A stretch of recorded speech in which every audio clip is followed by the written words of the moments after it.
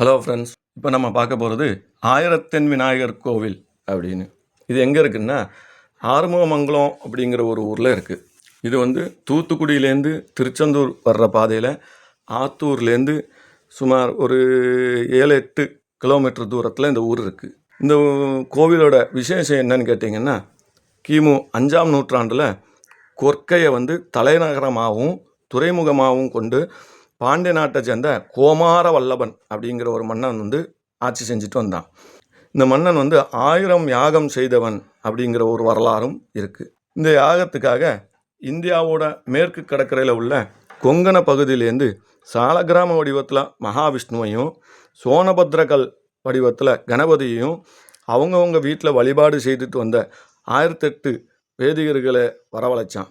அந்த 1008 வேதிகர்களில் ஒரு வேதிகர் வராததுனால அந்த யாகம் வந்து தடைப்பட்டுச்சு.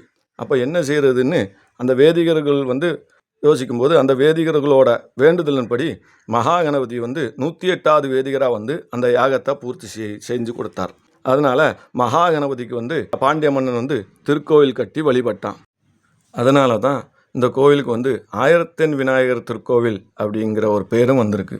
இதில் என்ன விசேஷம் அப்படின்னு பார்த்தீங்கன்னா, இந்த கோவில் வந்து கொடிமரமும் திருத்தேரும் கொண்டு திருநாள் காணுகிற ஒரே விநாயகர் திருக்கோவில் இது மட்டும்தான்.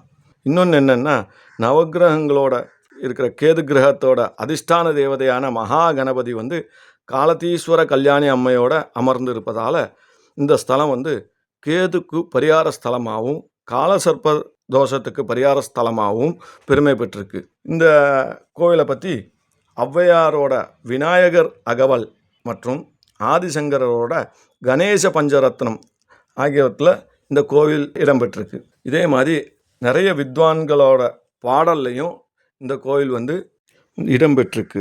இன்னும் இந்த கோவிலோட சிறப்பு வழிபாடு என்னன்னு கேட்டிங்கன்னா, 108 இல்லைன்னா 1008 தேங்காய் திருக்கண் சாற்றுறது அப்படின்னு சொல்லுவாங்க. அப்படின்னா 108 இல்லைன்னா 1008 தேங்காய் உடைக்கிறது இந்த கோவிலில் வந்து ரொம்ப விசேஷமான வழிபாடாகும்.